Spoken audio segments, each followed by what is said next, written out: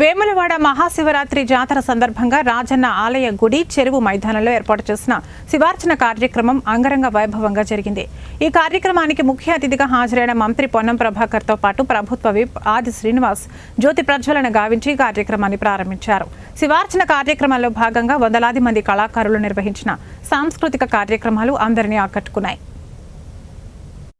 भास्वरीं दासादयामि ज्वलं दें दासादयामि मन्मनाभवं दें दासादयामि दीप्यमानां दासादयामि रोचमानां दासादयामि जाग्रतीं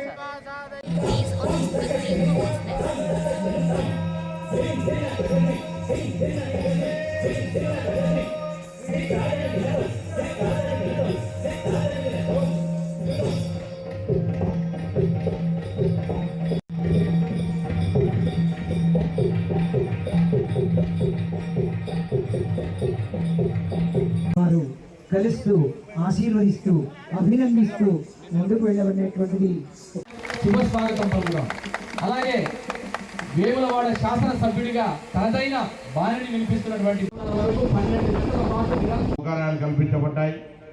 నగరంలో కూడా అందరూ వచ్చే భక్తుల సౌకర్యార్థం కూడా అన్ని వసతులు కల్పించబడ్డాయి.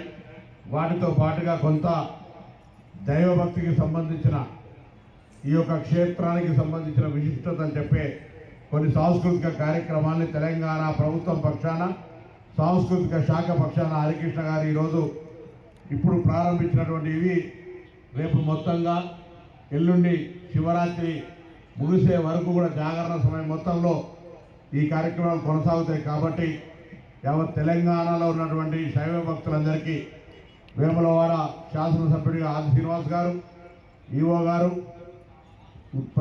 పాలక వర్గం అంటే ఏదైతే